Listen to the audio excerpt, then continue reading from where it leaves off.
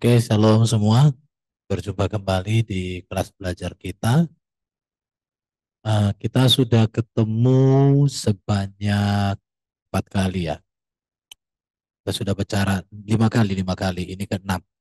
Pada materi keenam ini kita akan bicara atau belajar nasib umat manusia sebelum Yesus datang ke dunia. Konteksnya ini dalam Perjanjian Lama dan juga kita akan bahas nanti bagaimana kaitannya dengan mereka-mereka yang belum pernah mendengar Injil. Kalau kita berbicara tentang Yesus secara hakikat kealahan, Yesus sudah ada sebelum dunia ada karena dia adalah firman. Tetapi kalau kita bicara tentang kemanusiaan Yesus, dia dilahirkan oleh Maria. Jarak Adam dengan Maria itu ribuan tahun ya, kurang lebih sekitar 5.000 atau 6.000 itu ya. Pokoknya di lebih 5 ribuan tahun. Karena dari Musa saja udah jaraknya sekitar 1.500 tahunan. Oke, zaman Yesus. Baru kemarin pagi anak saya bertanya sama saya waktu renungan pagi, "Papi, mana lebih tua, Adam atau Yesus Kristus?" Wah, menarik sekali. Kenapa? Karena saya katakan manusia pertama Adam, Yesus itu dan semuanya sampai akhirnya saya harus menjelaskan tentang hakikat kealahan Yesus dan hakikat kemanusiaannya. Baru apa kaitannya dengan Adam? Bagaimana Adam diciptakan dari debu tanah? Sedangkan Yesus sebelum menjadi manusia dia adalah firman yang olehnya Allah menciptakan debu tanah. Saya ulang-ulang. Ngerti? Ngerti katanya. Saya tanya ulang, saya cross check. Nah, itulah pergumulan. Karena bapaknya mungkin sering didengar apa? Karena saya setiap hari dilihat dia bicara Alkitab di online, maka dia pun ikut dengar-dengar. Sehingga dia bertanya kalau penasaran. Tapi hari ini kita akan bicara tentang nasib umat manusia sebelum Yesus datang ke dunia. Kemanusiaan Yesus lahir di kisaran tahun 4 atau 5 sebelum Masehi. Sedangkan Adam itu ribuan tahun, 5.000 tahun sebelumnya. Sudah jelas sekali ya. Oleh karena itu maka 5.000 atau 4.000? 4.000. Saya belum cek. Oke, untuk bicara tentang keselamatan, kemarin kan sudah kita bahas itu. Tentang bagaimana keselamatan, kenapa kita percaya bahwa Yesus menyelamatkan, diselamatkan dari apa, sudah semua kita bahas sekarang. Kita coba melihat di dalam Alkitab Perjanjian Lama, ini kita perlu tahu ada 3 tokoh yang dipercaya telah ada di surga. Walaupun ada orang mengatakan ini masih di Firdaus ya, belum surganya. Karena untuk orang masuk surga nanti ketika Yesus datang kali yang kedua. Yang pertama itu Henok. Dikatakan Henok di sini dalam Kejadian 5:24. Dan Henok hidup bergaul dengan Allah, lalu ia tidak ada lagi sebab ia telah diangkat oleh Allah. Dalam Ibrani pasal 11 ayat 5 dikatakan, karena iman Henok terangkat supaya ia tidak mengalami kematian dan ia tidak ditemukan karena Allah telah mengangkatnya. Sebab sebelum ia terangkat, ia memperoleh kesaksian bahwa ia berkenan kepada Allah. Jadi kalau dikatakan Henok sudah terangkat dalam keadaan hidup ke langit, atau kalau dikatakan orang ke surga tanda petik, karena ada pemahaman mengatakan itu masih di Firdaus atau satu tempat khusus. Kemudian Elia. Elia di sini dikatakan dalam 2 Raja-Raja 2:11, sedang mereka berjalan terus sambil berkata-kata. Tiba-tiba datanglah kereta berapi dengan kuda berapi memisahkan keduanya. Lalu naiklah Elia ke surga dalam angin badai. Kalau Elia dikatakan ke surga ya. Tetapi di sini dia dikatakan ada kereta berapi dengan kuda berapi. Seperti apa ini kita nggak usah nggak bisa kita bayangkan karena tidak ada diceritakan. Tapi kalau di film-film kadang kita tonton. Jadi yang pertama Henok, yang kedua Elia, dan kedua hamba Tuhan ini sangat luar biasa ya. Orang yang hidup dalam kebenaran dan kesucian. Tapi ada juga yang mengatakan Musa dalam Ulangan 34 ayat 6, dan dikuburkannya lah dia di satu lembah di tanah Moab di tentangan Bet Peor, dan tidak ada orang yang tahu kuburnya sampai hari ini. Di dalam Yudas 1 ayat 9, tetapi penghulu malaikat Mikael ketika dalam satu perselisihan bertengkar dengan iblis mengenai mayat Musa, tidak berani menghakimi iblis itu dengan kata-kata hujatan, tetapi berkata, kiranya Tuhan menghari engkau. Ada pemahaman yang mengatakan Musa juga sudah diangkat. Dan ini terkonfirmasi ketika Yesus mengalami transfigurasi yang disaksikan oleh murid-murid. Bahwa di situ ada Elia dan Musa yang menyaksikan ketika Yesus mengalami kemuliaan saat berdoa. Jadi ini salah satu bukti bahwa hidup kekal dan keselamatan itu sudah ada, bahkan yang membuat kita berkeyakinan dengan pasti bahwa surga atau hidup kekal itu sudah ada dengan kisah tiga orang tersebut. Sekarang bagaimana dengan kenyataan bahwa Henok dan Elia sudah dan Musa telah diangkat ke surga? Bagaimana dengan orang percaya lainnya? Kita tidak menemukan data dengan nasib-nasib dari selain tiga tokoh yang dikatakan di dalam perjanjian lama ini. Yang pasti mereka meninggal. Itu sudah bisa dipastikan bahwa mereka itu meninggal ya. Buktinya sampai sekarang nggak hidup lagi. Perlu diperhatikan bahwa keselamatan itu merupakan tema utama Alkitab dalam seluruh misi. Dan seluruh misi dalam Alkitab, yaitu tujuannya adalah tentang keselamatan ini. Jadi Alkitab mulai dari Kejadian, sejak manusia jatuh dalam dosa, sampai kitab Wahyu, pasal terakhir, itu tema utamanya adalah keselamatan. Keselamatan itu dibicarakan sejak manusia jatuh dalam dosa. Ya, itu berarti bahwa keselamatan ini berbicara tentang pengampunan dosa manusia atau penebusan manusia dari kutuk dosa. Ini sebuah data dan kenyataan yang bisa kita lihat di dalam Alkitab. Karena beberapa kemarin itu kan kita udah bahas bahwa dosa itu merupakan keterpisahan manusia dengan Allah. Manusia oleh karena dosa tidak mampu dan tidak mungkin dapat membangun hubungan dengan Allah. Sebab Allah Maha Kudus, dan Allah yang Maha Kudus tidak kompromi dengan dosa, walau sekecil apapun. Bahkan dikatakan sekecil apapun harus diadili oleh Allah kita karena dia kudus. Namun Allah itu kasih adanya, oleh sebab itu maka Allah merancang keselamatan melalui kehadiran seorang anak perempuan. Itulah Mesias yang menebus dan menyelamatkan manusia dari dosa, dari keterpisahan dengan Allah, dari cengkraman maut, cengkraman iblis, dari kerusakan. Itu yang mau dipulihkan.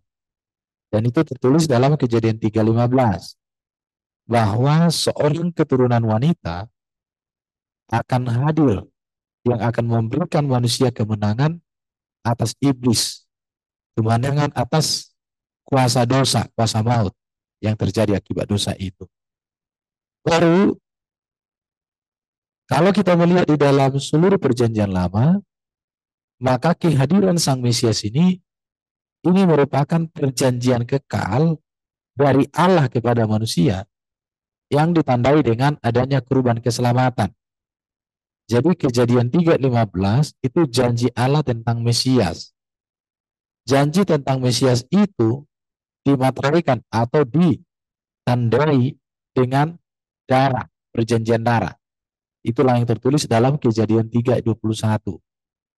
Dan Tuhan Allah membuat pakaian dari kulit binatang untuk manusia dan untuk istrinya, lalu mengenakannya kepada mereka. Jadi keselamatan di dalam Alkitab itu sebenarnya sangat runut ya. Pewahyuannya itu progresif. Jadi keselamatan di dalam Alkitab itu harus dipahami tahap demi tahap dalam pengertian untuk mengenal bagaimana pewahyuan atau kronologi historis tentang perjanjian Mesias sebagai penyelamat itu yang diberikan kepada Adam dan Hawa dan kepada semua manusia sampai datangnya Kristus kali yang kedua. Jelas sekali. Baru manusia itu mendapatkan perkenanan Tuhan itu melalui iman kepada Allah akan kehadiran Mesias yang dijanjikan. Di mana iman mereka kepada Tuhan dan pengharapan mereka terhadap janji Mesias ini selalu dinantikan, diperingati dengan kurban persembahan kepada Tuhan. Mulai zaman Adam, ya, bahkan sampai ke Habel, sampai ke Nuh, sampai ke Musa dan kepada Abraham dan Musa, sampai datangnya Yohanes Pembaptis yang menutup perjanjian lama dan membuka perjanjian baru, itu Yohanes Pembaptis. Jadi jelas sekali ya. Jadi seluruh ajaran perjanjian lama itu berpusat pada kepercayaan, percaya kepada Allah, yaitu dengan tekun menantikan Sang Mesias dan senantiasa menantikan, memperingati dengan kurban-kurban persembahan sebagai ibadah, sebagai pengabdian, sebagai iman akan janji Allah bagi hadirnya Sang Mesias.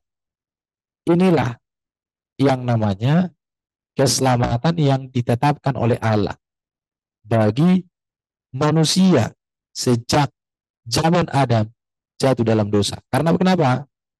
Kalau manusia tidak jatuh dalam dosa, dipastikan tidak ada yang namanya penyelamatan.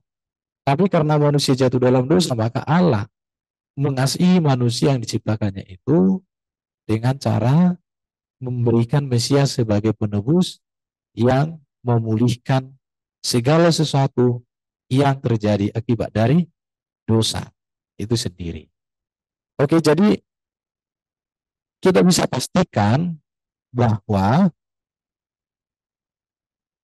ya bahwa seluruh umat perjanjian lama itu diselamatkan oleh iman. Ya, diselamatkan oleh iman. Ya, diselamatkan oleh iman kepada Tuhan dan berpengharapan akan kedatangan Sang Mesias. Ini harus dicatat, Seluruh umat PL itu diselamatkan oleh iman kepada Tuhan akan pengharapan atau menantian akan datangnya Mesias. Ya, datangnya Mesias, Kejadian 3:15.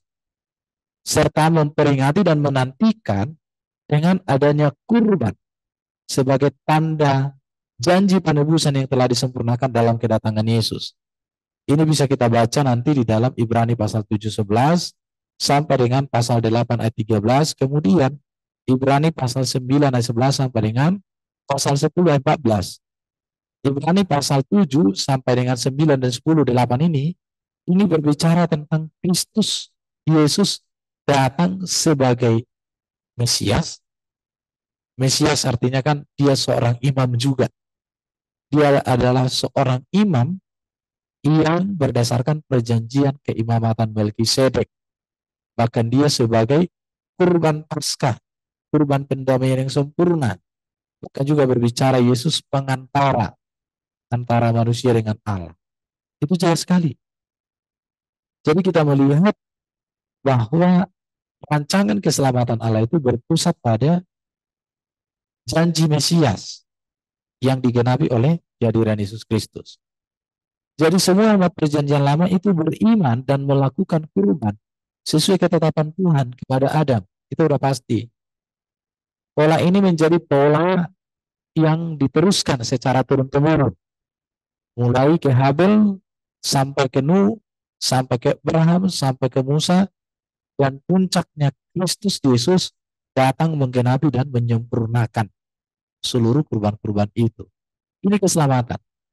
Jadi iman PL, umat perjanjian lama kepada Allah tentang kedatangan Sang Mesias, semakin jelas kemudian diberitahukan di dalam zaman para nabi.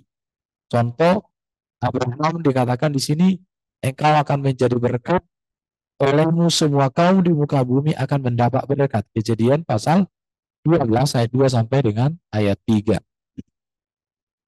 Ini sangat luar biasa kalau kita melihat ya.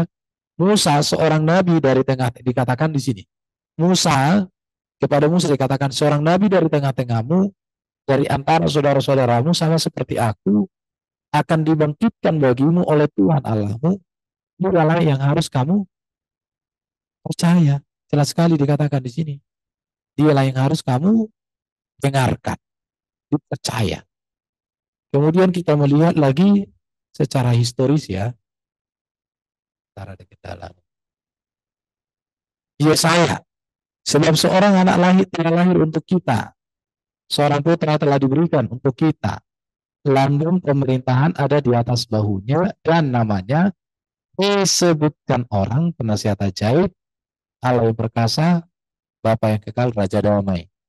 Ini semua berbicara nubuatan tentang Kristus sebagai Mesias. Umat PL diselamatkan oleh iman kepada Tuhan.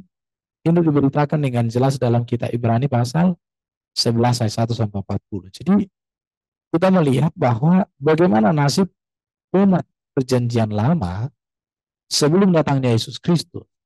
Dari sini kita bisa melihat bahwa keselamatan yang Allah tetapkan bagi manusia sejak adanya manusia jatuh dalam dosa itu adalah berbicara tentang janji Mesias yang akan datang sebagai penebus yang membebaskan mereka.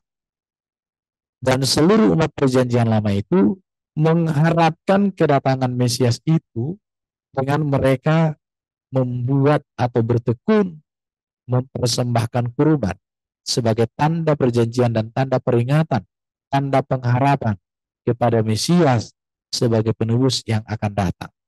Itu secara ringkas kalau kita mau jelaskan. Jadi mereka umat perjanjian lama itu menantikan Mesias dengan tekun. Telah dibangkitkan pada saat Yesus menggenapi janji sang Mesias. Kita melihat ya, aku berkata kepadamu sesungguhnya saatnya akan tiba dan sudah tiba bahwa orang-orang mati akan mendengar suara anak Allah dan mereka yang mendengarnya akan hidup. Jadi keselamatan yang terjadi atau yang dijanjikan Allah dalam perjanjian lama itu sudah digenapi oleh Yesus Kristus di dalam Yohanes 5 25-29.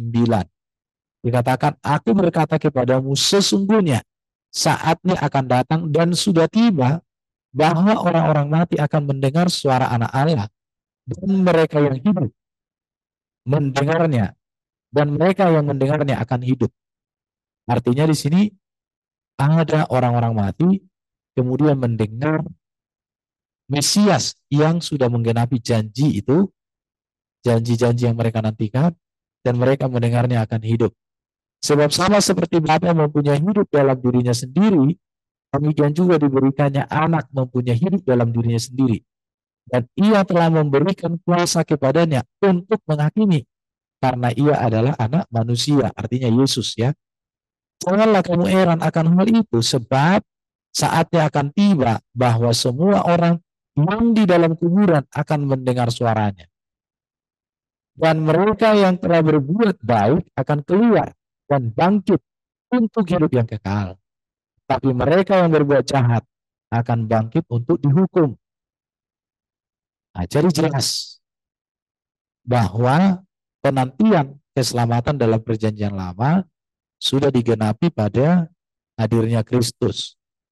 Namun pendapat atau di dalam pemahaman yang saya temukan dikatakan pada zaman perjanjian lama itu semua ada di alam maut. Tetapi setelah Kristus datang, maka ada yang disebut tempat orang-orang fasik, kemudian ada tempat orang benar, yaitu Firdaus dan Abisos. Di situ. Jadi inilah keadaan kehidupan setelah Kristus datang, bahwa mereka yang menantikan dalam perjanjian lama, maka mereka sudah menerima hal itu di dalam kedatangan Kristus. Maka di dalam pengakuan iman gereja dikatakan Yesus turun ke dalam kerajaan maut. Apa yang dikerjakan oleh Yesus ketika dia turun ke dalam kerajaan maut, maka di sanalah Yesus mendeklarasikan bahwa dialah Mesias yang dinantikan oleh orang-orang saleh di sana, dan mereka yang mendengarnya itu dibangkitkan untuk masuk Firdaus. Tapi mereka yang tidak menantikan itu dibangkitkan untuk masuk dalam penderitaan, abisos.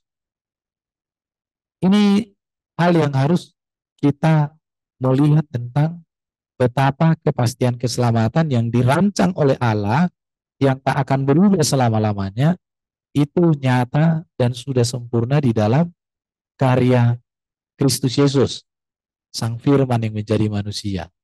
Kita melihat ya, jadi mereka umat perjanjian lama yang menantikan Mesias dengan tekun, itu telah dibangkitkan juga pada saat Yesus menggenapi janji Mesias.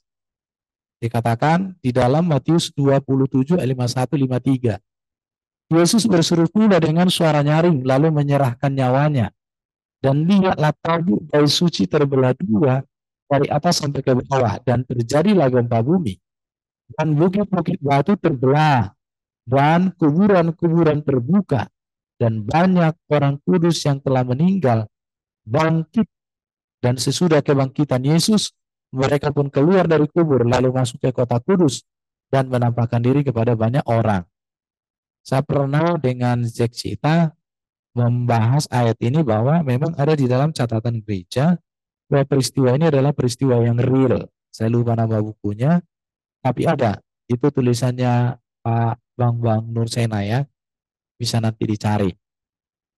Dalam 1 Petrus pasal 3, 18-20 dikatakan, sebab juga Kristus telah mati sekali untuk segala dosa kita.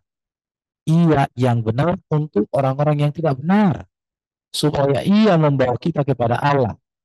Ia yang telah dibunuh dalam keadaannya sebagai manusia, tetapi yang telah dibangkitkan menurut roh. Dan di dalam roh itu, ia pergi memberitakan Injil.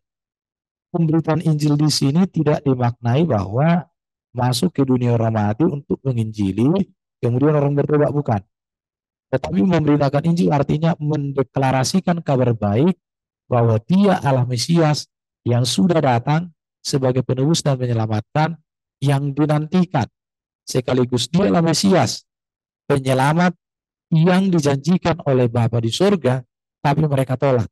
Itu yang dideklarasikan. Memberitakan Injil kepada roh-roh yang di dalam penjara, yaitu kepada roh-roh mereka yang dahulu pada waktu tidak taat kepada Allah. Ketika Allah tetap menanti dengan sabar waktu Nuh sedang mempersiapkan bahtera, di mana hanya sedikit, yaitu 8 orang yang diselamatkan oleh air bah itu. Jadi kita melihat memang bahwa kalau Allah berjanji akan datangnya Mesias sebagai penebus dan penyelamat umat manusia sejak Adam dan Hawa jatuh dalam dosa, itu sudah terlihat. Kenapa? Karena Kristus sudah berkarya, sudah menyatakan dengan karyanya. Kita lihat ya, Yohanes 5 ayat 25-29, kemudian di dalam Matius 27 ayat 51-53, dan juga 1 Petrus pasal 3 ayat 8 sampai dengan ayat 20. Ini dia. Jadi umat perjanjian lama yang menantikan Mesias sudah menerima pengharapan mereka ketika Kristus menyatakan karya. Dia turun ke dalam kerajaan maut melalui kematian, dan dia sudah memberikan kehidupan itu melalui kebangkitannya. Luar biasa. Oke, kita lihat. Jadi kita katakan bahwa konsep keselamatan dalam hidup manusia mulai zaman Adam sampai zaman Kristus datang kali yang kedua hanya satu. Jadi keselamatan itu hanya satu. Kenapa satu? Karena zaman sebelum Yesus datang sebagai manusia, seluruh umat sebelum Yesus sebelum Yesus itu selamat oleh iman kepada Tuhan, yaitu pengharapan akan kedatangan Mesias serta mengingatnya dengan kurban persembahan sebagai tanda atau pengharapan akan janji penebusan. Itu zaman sebelum Yesus. Sedangkan zaman Yesus sampai akhir zaman, jelas dikatakan percaya kepada Allah dan menerima Mesias yang telah datang sebagai kegenapan janji keselamatan. Bedanya kalau di sini itu menantikan, tapi kalau di sini itu baru mengharapkan. Ya, kalau di sini di perjanjian baru kita tinggal menerima, tapi kalau di sini itu berpengharapan. Ya, jadi di sini berpengharapan dan itu adalah selalu dengan kurban. Jadi kurban itu adalah pengharapan kepercayaan kepada Allah akan datang Mesias. Tapi di zaman Yesus ini sudah berbicara tentang menerima. Jadi seluruh kehendak Allah, rencana Allah telah sempurna dinyatakan dalam pribadi Yesus Kristus. Jadi kita selamat karena menerima Yesus Kristus. Umat PL selamat karena menantikan Yesus Kristus sebagai Mesias. Oke, makanya dikatakan kisah para rasul ya, 4 ayat 12. Dan keselamatan tidak ada di dalam siapapun juga selain di dalam Yesus. Sebab di bawah kolong langit ini tidak ada nama lain yang diberikan kepada manusia yang olehnya kita dapat diselamatkan. Ini sebuah data yang sangat menunjukkan betapa luar biasanya karya Allah bagi kita yang dinyatakan di dalam Yesus Kristus. Yohanes 14 ayat 6 ini juga menegaskan bahwa keselamatan itu ada pada Yesus. Kata Yesus kepadanya, akulah jalan dan kebenaran dan hidup. Tidak ada seorang pun yang datang kepada Bapa kalau tidak melalui aku. Ini sangat jelas penjelasan ini ya. Oke, kita melihat sekarang bagaimana dengan mereka yang hidup setelah Yesus datang ke dunia ini, tetapi mereka tidak pernah mendengar Yesus. Kalau tadi mereka yang belum berjumpa dengan Yesus, karena Yesus belum datang sebagai manusia, tapi mereka masih menantikan. Penantian mereka yang dinyatakan dengan adanya kurban pengharapan itu sudah terjadi. Sekarang bagaimana dengan mereka? Yesus sudah datang, tapi mereka belum pernah mendengar tentang Yesus. Mereka yang tidak mengenal Allah, tidak memiliki pengharapan Mesias, mereka pasti tidak selamat. Artinya apa?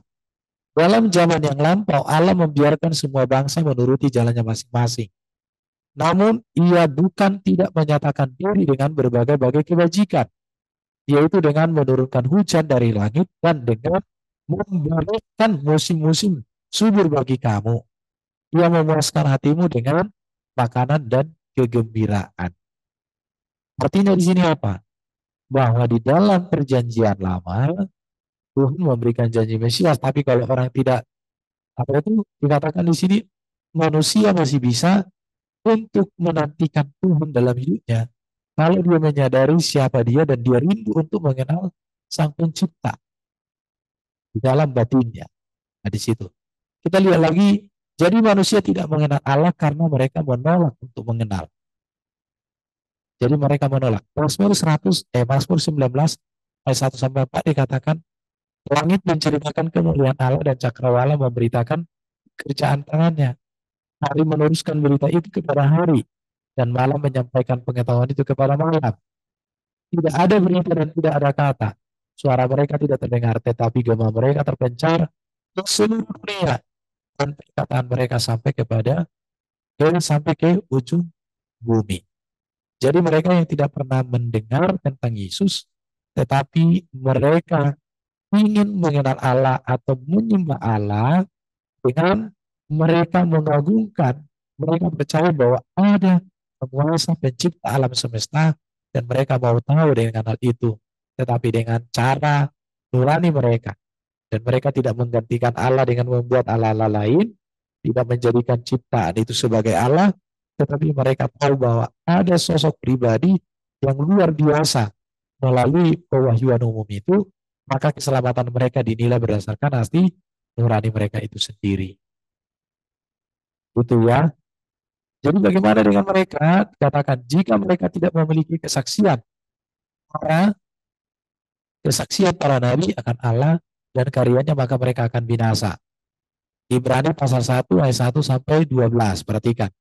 Setelah pada zaman dahulu Allah berulang kali dan dalam berbagai cara berbicara kepada nenek moyang kita dengan perantaran nabi-nabi, maka pada zaman akhir ini ia telah berbicara kepada kita dengan perantaraan anaknya yang telah ia tetapkan sebagai yang berhak menerima segala yang ada. Artinya apa? Kalau tadi mereka melalui pewahyuan umum hati nurani mereka. Tetapi sekarang itu berdasarkan kalau tidak ada kesaksian para nabi bagi mereka. Tapi kalau orang sudah menerima kesaksian para nabi, mereka menolak Yesus, maka mereka tidak selamat. Kenapa? Karena mereka sudah diberitakan. Artinya menolak berita ya. Jadi manusia yang tidak mengenal Allah karena hati yang degil terhadap kebenaran itu tidak akan selamat. Karena apa yang dapat mereka ketahui tentang Allah nyata bagi mereka, sebab Allah telah menyatakannya kepada mereka. Sebab apa yang tidak nampak daripadanya, yaitu kekuatannya yang kekal dan keilahiannya, dapat nampak kepada pikiran dari karyanya sejak dunia diciptakan, sehingga mereka tidak dapat berdalih. Sebab sekalipun mereka mengenal Allah, mereka tidak memuliakan Dia sebagai Allah atau mengucap syukur kepadanya. Sebaliknya pikiran mereka menjadi sia-sia dan hati mereka yang bodoh menjadi gelap. Artinya di sini bahwa karya keselamatan sudah Allah nyatakan sejak manusia jatuh dalam dosa. Tetapi manusia yang tidak memberikan hatinya untuk percaya pada Tuhan itu yang tidak selamat. Jadi ada namanya keselamatan berdasarkan hati nurani yang terus untuk mengenal Allah sekalipun tidak ada yang memberitakan bahwa mereka ada di dalam batin mereka ya. Oke, jadi mereka tidak mengenal Allah karena mereka dilahirkan juga oleh orang tua yang tidak mengenal Allah. Ini juga menjadi masalah. Jadi keselamatan itu bisa karena tidak diwariskan iman itu kepada generasi.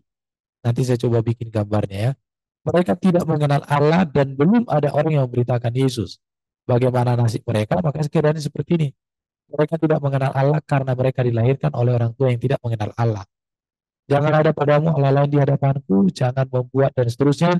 Jangan sujud menyembah kepadanya atau beribadah kepadanya. Artinya apa di sini?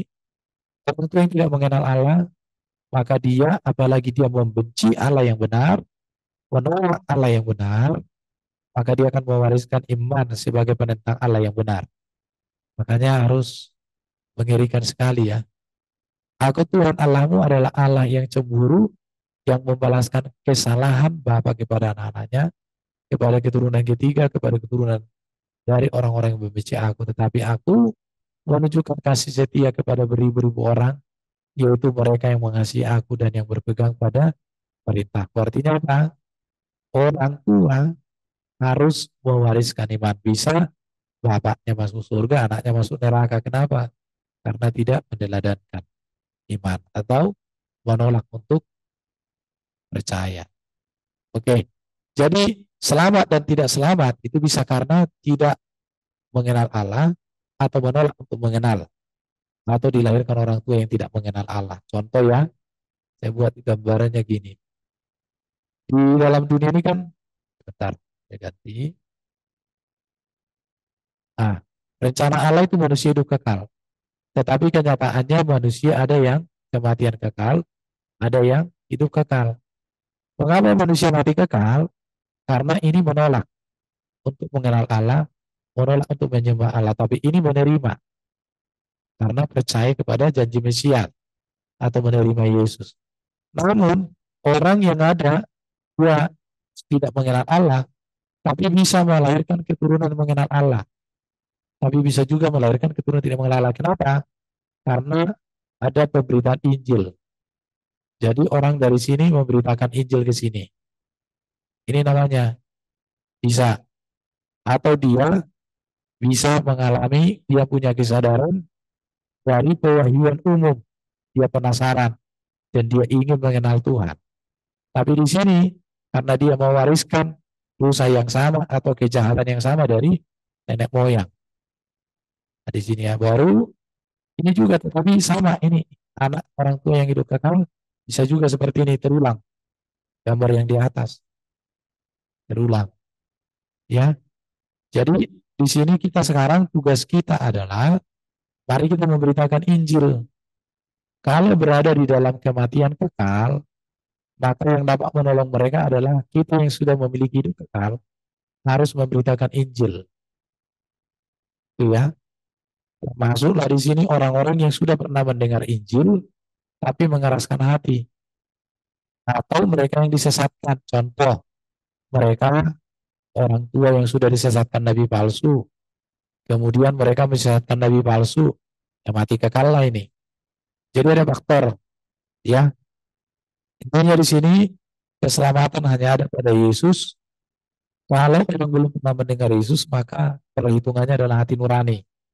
Tetapi bagaimana hati nurani seseorang, maka kita cross check apakah hati nuraninya percaya kepada Tuhan atau hati nuraninya sudah menentang Tuhan. Oke? Jadi manusia tanpa Yesus, tanpa Injil pasti binasa.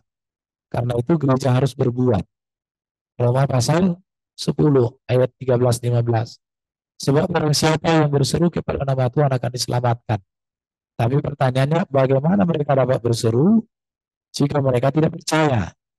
Bagaimana mereka dapat percaya jika mereka tidak mendengar Dia? Jadi tugasnya di sini ada. Bagaimana mereka mendengar tentang Dia jika tidak ada yang memberitakan? Bagaimana mereka memberitakan jika tidak ada yang diutus? Seperti ada tertulis betapa indahnya kedatangan mereka yang membawa kabar baik. Jadi intinya adalah keselamatan hanya ada pada karya Allah, yaitu melalui janji kedatangan Mesias sebagai penebus. Siapapun dia, umat perjanjian lama, kalau dia hidup dalam hati nurani yang menantikan Mesias, walaupun dia tidak menerima mendengar Mesias, dia sudah menantikan itu dan sudah diselesaikan oleh Kristus. Tapi setelah Yesus datang, mereka belum pernah mendengar berita tentang Yesus, maka iman mereka dapat diperhitungkan sama dengan iman orang perjanjian lama. Kenapa? Mereka akan dinilai berdasarkan hati nurani mereka. Hati nurani mereka menantikan Mesias sebagai penyelamat mereka atau tidak percaya lagi kepada Mesias. Tugas kita sekarang adalah beritakan Injil. Di sini dikatakan 4 pertanyaan, jawabannya hanya satu. Jawabannya apa? Bagaimana mereka dapat berseru? Bagaimana mereka dapat percaya? Bagaimana mereka dapat mendengar? Bagaimana mereka dapat memberitakan? Jawabannya satu. Gereja harus mengutus pemberitaan Injil. Ya, 2 Petrus 1 Petrus 29 dikatakan, tetapi kamulah bangsa yang terpilih, imamat yang rajani, bangsa yang kudus, umat kepunyaan Allah sendiri, supaya kamu memberitakan perbuatan-perbuatan yang besar dari Dia, yang telah memanggil kamu keluar dari kegelapan kepada terang yang ajaib. Tugas kita apa? Memberitakan perbuatan-perbuatan yang besar dari Allah kita melalui Kristus, supaya melalui Injil jiwa-jiwa terselamatkan dengan pasti. Kesimpulan, zaman sebelum Yesus, seluruh umat sebelum Yesus diselamatkan oleh pengharapan iman kepada Tuhan akan kedatangan Mesias. Zaman Yesus sampai akhir zaman juga percaya dan menerima Mesias Yesus Kristus sebagai kegenapan janji keselamatan. Bahwa di dalam Yesus seluruh karya dan rencana Allah sudah tergenapi. Kisah Rasul 4 ayat 12 dan Yohanes 14 ayat 6 ini menegaskan bahwa Kristuslah puncak karya Allah bagi keselamatan manusia, bahwa firman-Nya sendirilah yang menjadi manusia. Jadi pemberitaan Injil untuk kita adalah harga mati. Jadi akhirnya dikatakan di sini, karena jika aku memberitakan Injil, aku tidak mempunyai alasan untuk memegahkan diri, sebab itu adalah sebab itu adalah keharusan bagiku. Celakalah aku jika aku tidak memberitakan Injil. Tapi orang Kristen seringkali membaca ini, celakalah aku jika aku ini dihapuskan. Jika aku memberitakan Injil. Harusnya ada kata jika aku tidak. Oke, mungkin ini yang bisa saya sampaikan. Kesimpulannya adalah Kristus pengharapan perjanjian lama dan perjanjian baru. Perjanjian lama menantikan, perjanjian baru menerima. Jadi kita bukan umat penantian, tapi umat yang sudah menerima janji. Umat penantian itu adalah umat perjanjian lama.